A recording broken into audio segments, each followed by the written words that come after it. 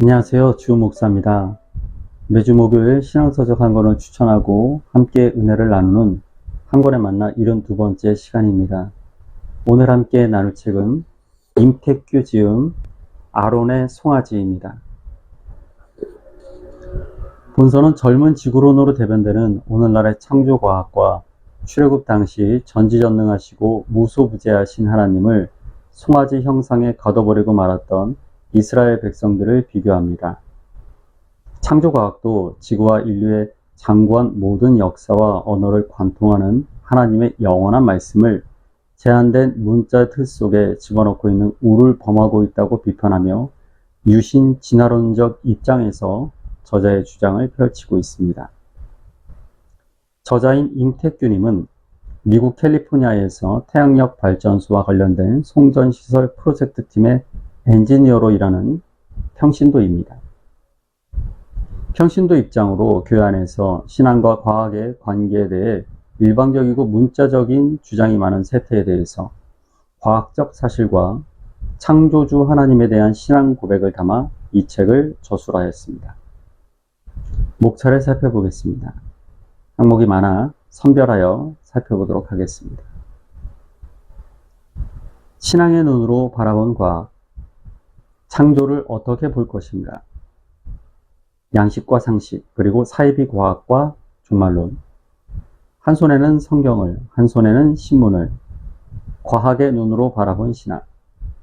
예수님의 DNA는 개미 혹은 꿀벌, 시치미를 떼다와 궁창 위의 물, 양이 된 사자와 방사성 연대 측정법, 에필로그, 아론의 송아지를 해체하며. 책 속으로 들어가 보겠습니다. 건전하지 못한 신학에서 야기된 잘못된 과학. 나는 창조과학과 창조과학을 태동시킨 문자주의적 성경 해석을 지적한 이 표현에 전적으로 공감한다. 나는 인터넷에 검색하면서 이러한 잘못된 과학에 천착하는 그리스도인들의 모습이 일반인들의 눈에 얼마나 우둔하게 비치는가를 적나라하게 살펴볼 수 있었다. 짐작은 했지만 인터넷이란 현대 문명이 초래하는 파급 효과는 어마어마했다. 창조과학의 왜곡된 과학 정보는 개인 홈페이지와 블로그를 통해 사람들에게 전파되며 점점 더 큰 왜곡을 낳고 또한 이에 맞서 점점 더 많은 안티 기독교인들을 양산하고 있다. 성경이 모호하다는 것은 문자 하나하나가 모호하다는 것이 아니라 하나님이 우리에게 주시는 메시지로서의 성경이 모호하고 완전하다는 것이 성경 모호설의 올바른 이해일 것이다. 문자적 성경 모호설에 입각해 성경에서 과학적 사실성을 찾아내려는 창조과학의 노력이야말로 살았고 운동력이 있어 좌우에 날선 어떤 곰보다 예리한 하나님의 말씀을 좁디 좁은 인간의 한계 속에 가두는 일이 될 수밖에 없을 것이다. 이것이 바로 하나님의 무한성을 인간의 유한한 틀 속에 집어넣는 작업이라고 할 수 있다. 무한하신 하나님을 인간의 유한한 틀 속에 넣고 가두는 것, 우리는 이와 동일한 사건을 어디서 찾아볼 수 있을까?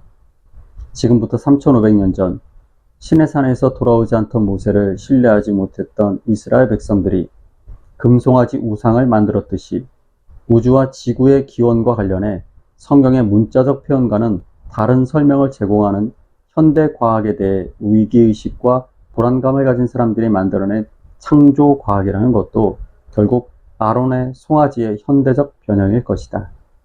그것을 바로잡지 못하면 결과적으로 교회가 큰 혼란과 타격을 입을 수밖에 없기 때문에 부득이하게 이 문제를 논하지 않을 수 없는 것이다.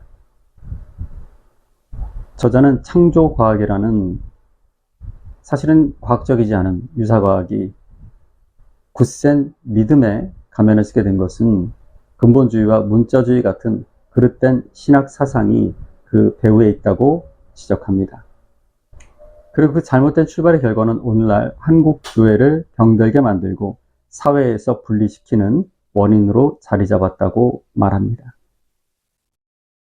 오래된 우주와 지구에 대한 과학적인 증거들은 과학계 안에서만 논의되는 그저 음풍농월식의 담론으로 끝나는 것이 아니다.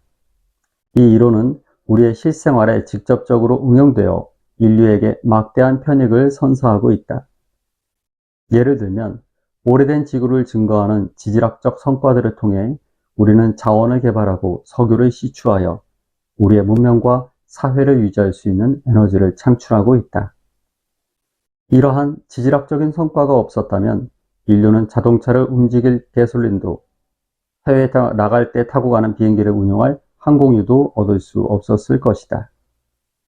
문제는 젊은 지구론이 한국 창조과학회의 공식적인 입장이고 많은 그리스도인이 젊은 지구론만을 창조과학의 유일한 형태로 알고 있다는 사실이다. 하지만 현대과학이 제공하는 알토란 같은 편익을 향유하면서도 정작 현대과학의 성과를 부정하는 젊은 지구론의 모습은 마치 100층짜리 빌딩의 스카이 라운지에서 쾌적하고 안락한 생활을 하는 사람이 그 빌딩의 주춧돌을 뽑아내려고 안다라는 모습과 별 차이가 없다. 이러한 해석 방법은 오히려 성경의 권위를 과학의 권위 아래 종속시키는 행위이며 과학의 도움 없이는 복음을 전할 수 없다고 생각하는, 즉 복음의 능력을 과소평가하는 우를 범하고 있는 것이다. 창조론은 결코 과학이론이 될 수 없다. 왜냐하면 하나님의 우주 창조는 만고불변의 진리이자 우리의 신앙 고백이기 때문이다. 따라서 창조론은 한시적이고 제한적인 성격을 갖는 과학 이론이 될 수가 없다. 또한 하나님의 초월적인 창조를 정량적인 과학의 법칙과 이론에 담아낸다는 것은 어불성설이다.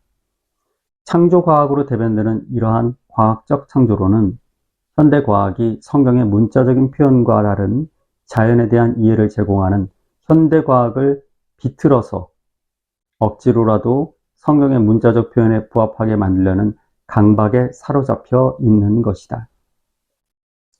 이것은 언뜻 보기에는 매우 신앙적인 것 같아 보이지만 실은 성경과 복음의 능력에 대한 믿음이 결여되어 있는 것이라고 할 수 있다. 결국 성경과 복음의 능력에 대한 확신이 결여된 빈자리를 이러한 퇴행적인 사이비 과학이 파고드는 것은 심각한 문제가 아닐 수 없다. 즉 성경이 하나님의 말씀이 되려면 성경 그 자체뿐만 아니라 다른 무언가의 힘이 더 필요하다고 생각하기 때문에 하나님의 말씀으로서 성경의 경전성을 현대과학의 힘을 빌려서 확보하려는 웃지 못할 촌극이 벌어진 것이다. 저자는 성경을 과학으로 증명하려는 시도야말로 하나님의 말씀인 성경 자체의 권위를 인정하지 않고 인간의 지식으로 이루어진 과학의 권위 아래 성경을 종속시키는 행위라고 비판하고 있습니다. 하나님께서는 궁창을 기준으로 궁창 아래 물과 궁창 위의 물로 물과 물을 나누셨다. 고대 히브리인들은 하나님께서 이렇게 물을 나누신 것이야말로 사람이 살아갈 장소를 만드신 절대적인 은혜라고 여겼다. 하늘에서 내리는 비와 그로 인한 홍수는 삶의 터전을 전부 휩쓸어가는 죽음의 재앙이었다. 따라서 고대 히브리인들은 하나님께서 죽음과 혼돈의 재앙으로부터 인간을 구원하시기 위해 유리처럼 투명하고 견고한 궁창을 만들어 인간의 삶을 위협하는 물을 가두어 두신 것이라고 생각했다. 창조과학, 특히 젊은 지구론의 입장을 지지하는 사람들은 고대인들의 우주관이 담겨있는 창세기 1장이 현대과학의 사실성에 부합해야만 한다는 강박을 가지고 있다. 창조과학회는 이 궁창 위의 물이 태양으로부터 날아오는 위험한 방사선이나 에너지가 높아 유해한 단파장의 광선을 차단하는 역할을 수행했기 때문에 고대인들의 수명은 지금보다 훨씬 더 길었다고 주장하고 있다. 만일 불덩어리 같은 금성의 이산화탄소 대기의 농도와 비교할 수도 없이 거대한 수건층이 지구를 감싸고 있었다면 지구는 온실 효과에 의한 온화한 기후는커녕 금성 이상의 불지옥이 되어버리고 말았을 것이다. 혹시 독자들은 평판지구학회에 대해 들어본 적이 있는가? 평판지구학회는 성경의 문자적인 표현대로 지구가 소뚜껑처럼 평평하다고 믿고 있는 사람들이 만든 단체다. 이 단체는 평평하게 생긴 지구의 소뚜껑 꼭지점에 해당하는 중심에 북극이 있고 그 북극을 중심으로 고대양 6대주가 방사상 형태로 부채살처럼 펼쳐져 있다고 주장한다. 이 단체는 2014년 7월 기준으로 회원수가 약 500명을 상회했다고 한다. 중세 이전의 사람들이 배를 타고 먼 바다로 나가면 낭떠러지 아래로 떨어져 죽는다고 생각했던 시기에 지구의 생김새를 믿고 사는 사람들이 21세기에도 500명 이상 존재한다는 사실이 이해되는가? 평판 지구학회의 주장이나 젊은 지구를 추종하는 창조과학회의 주장은 똑같이 성경의 문자적인 해석에 집착하는 근본주의적 신념에 경도된 비과학적이고 비상식적인 것이다. 만약 평판 지구학회 회원 중 어떤 사람이 지구가 둥글지 않고 평평하다는 주장을 지질학회나 천문학회의 안건으로 제출한다면 학회가 그 주장을 진지하게 상대해 줄까? 만약에 우주의 나이와 지구의 나이가 6천년이라는 창조과학회의 주장이 과학계 내에서 열띤 토론과 논쟁의 대상이라고 생각하는 그리스도인들이 있다면 하루빨리 그 생각을 버릴 것을 권하는 바다. 책을 마치면서 저자가 제안하는 교회와 과학이 앞으로 함께 나아가야 할 방향에 대해 나누며 오늘 한 권에 만나 72번째 시간을 모두 마치겠습니다. 현대 과학에 대한 이해를 바탕으로 교회가 어떠한 영성과 소명감을 가지고 과학과의 관계를 새롭게 자리매김하며 현대 과학을 하나님 나라의 확장을 위해 적극적으로 사용해야 하는가에 대해 몇 가지 나누고 싶다. 먼저는 생태학적인 영성을 갖추는 것이다. 앞서 언급했던 바와 같이 뉴턴으로 대변되는 근대과학 혁명 이후 자연을 기계로 인식하는 기계론적 자연관이 나타났다. 기계로서의 자연은 인간의 착취와 수탈의 대상으로 전락해버렸고 인간은 자연을 부와 재화를 획득하는 착취의 대상으로 삼았다. 하지만 이제 교회는 생태학적 영성을 바탕으로 자연을 착취와 수탈의 대상이 아닌 공존의 대상으로 여길 뿐더러 자연과 상생하는 일에 현대 과학이 사용될 수 있도록 성지기적 역할을 감당해야 한다. 나는 극단적인 젊은 지구론을 주장하는 한 창조과학회 웹사이트에서 식물은 생물이 아니다 라는 글을 보고 경악을 금치 못한 적이 있다. 그 글은 육체의 생명은 피에 있음이라 레위기 17장의 말씀에 근거했다. 그 글을 쓴 사람은 피가 없는 식물은 생물이 아니며 단지 우리의 먹거리에 불과한 녹색 겉들에 불과하다고 주장하고 있었다. 식물은 생명이 없고 단지 인간의 먹거리에 불과하다는 주장은 단언컨대 18세기의 뉴턴 학설 신봉자 시대 이후로 형성된 그 어떤 기계적인 세계관보다도 더 극단적이고 왜곡된 자연에 대한 이해라고 할 수 있다. 생명이 피에 있다는 생각은 고대 히브리적 사고방식이다.